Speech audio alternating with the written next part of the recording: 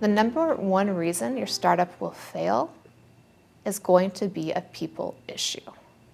There's been several different data collections on this topic, and the consensus across different researchers is the vast majority of startups fail. One of the statistics is 9 out of 10 startups fail. And Noam Wasserman, in his book, The Founder's Dilemma, investigated through a series of interviews and surveys why these startups fail to achieve their stated goals. The vast majority of those failures, 6 of the 9 failures, were people issues. It was a fight between co-founders that tore the company asunder. It was a lack of agreement about who was going to be leader between 2 founders that kept the company from moving forward. It was a lack of culture that created ongoing churn and an inability for the company to scale. If you think about it in a startup, everything that you do, even choices of which project you're going to make or how you're going to pivot, come back to people. And the people that you have in the room and their ability to effectively make decisions together. And this comes from things like diversity, it comes from culture, it comes from emotional intelligence, conflict management skills. In my mind, and again, as a psychologist, I am saying this, everything that you're going to be doing in your startup is going to be about the people. And the sooner that you realize that and you're as intentional about the people choices you make in your startup as you are about the product, the more likely you are to be that 1 in 10 startup that actually does make it and succeeds. It becomes a unicorn that the rest of the world talks about.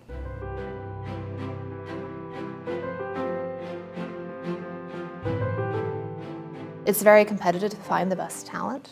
And entrepreneurs often say, well, I don't have money. I'm never going to be able to get A players. Well, guess what? If you create an amazing place to work that's very mission-driven, you actually can draw in the top talent, particularly the top talent whose values and ideas align with your own. And so being very intentional from the get-go, after you have your leadership in place, idea what you want in the team, and then also putting as much effort into who are we as a company? What is that purpose for being? We have our mission that's never going to change. If it's democratizing manufacturing or bringing financial knowledge to the masses, take your choice. And then having that vision of, okay, what's a really amazing goal we could have 5 years down the road?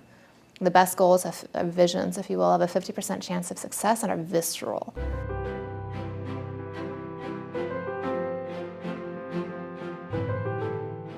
Say if creating beauty in the world is your top value and you're a company that's bringing artwork to companies, then you're going to be looking for how that person brings beauty into their own life, and not just how they tell you one-on-one, but what are the actual behaviors they've done? Did they found a nonprofit organization to develop local artists in their community? If you talk to their family, were they painting at a young age? But it means investing not just in what people have to say to you when you're at a pitch event, which is I feel like often how founders fall into co-founding relationships, but you're going slowly enough before you apply a co-founder title to get to know the people in this person's life, whether it's past coworkers, even family or friends.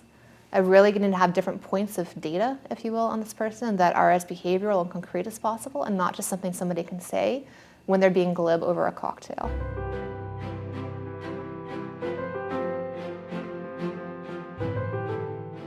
Whether you're leading a traditional team or especially leading a startup, knowing who you are and what you're bringing to the table is so important.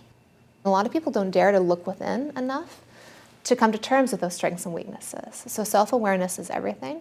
It's also self-awareness in terms of your values and what really drives you. Doing a startup because you want to do a startup, I can almost guarantee you is never going to work.